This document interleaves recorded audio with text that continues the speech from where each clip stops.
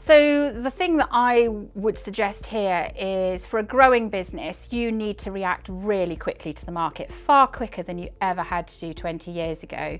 So react quickly to the market, but also exit quickly if you think that your product or your service is just not selling. I also think that when you are thinking about where to go next, involve the whole team, because your best ideas can come from the most unlikely of sources, and make sure that that team is super diverse. So you've got variations in neurodiversity, in age, in gender, in ethnicity, to get the widest group of opinions that you possibly can. Ultimately, being profitable could be argued as a social necessity, right? The fact that you're sustainable means that you could do more. So, whilst you want to be social, I think you have to consider yourself, your business first. And you need to look at those things that are most meaningful to your vision and most meaningful to your culture. If you're able to actually find that and sustain that over the long term, I think you will naturally find your business more engaged and therefore actually able to survive through what might be rougher times. I think it goes without saying, it's also tricky to put innovation off the table. It's something that most companies need to balance out.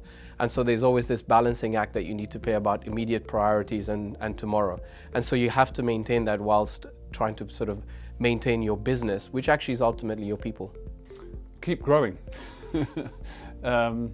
I think growth is a key factor. Internationalization is a key factor. I mean, we are sitting here on an island which is maybe politically and diplomatically very important in the world, not as important as it may have been, but is actually a declining power.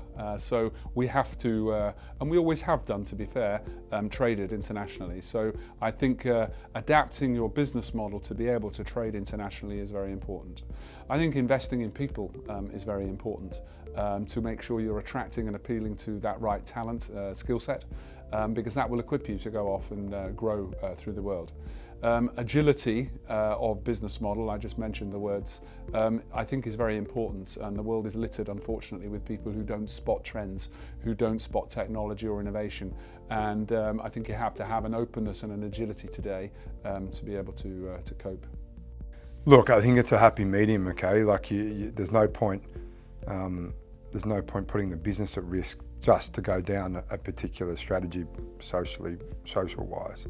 So I think, you know, there's a classic sort of number of, if you get past 2 years as a business, you're doing well, and then it's more about making sure you maintain the growth. I think it's a really tough one to do, because you'll have, you know, depending on who the shareholders are you a public company, are you a private company, what's the strategy of the business? Is it generates growth, is it generate value? You know, I think there's a happy medium in that, and I don't think it's mutually exclusive. I think you can do all, but you have to make sure it's communicated and people sort of live what that strategy is. Because if you have everyone running in different directions, that's when you'll cause issues. So I think I'm sitting on the fence with this one, but I think it can be done, but it's a happy medium and it needs to be communicated. I think one of the things to keep in mind, and it's been a mantra all through my career, is that what I've found is that I've rarely been invited, I've never been invited into a room to discuss a business success. You get post-mortem meetings about business failures or project failures, and I think that business leaders are too accepting of good performance, and they just start to take it for granted. So when things go wrong, because they haven't dissected and understand why they're doing well, they can't continue that in troubled times.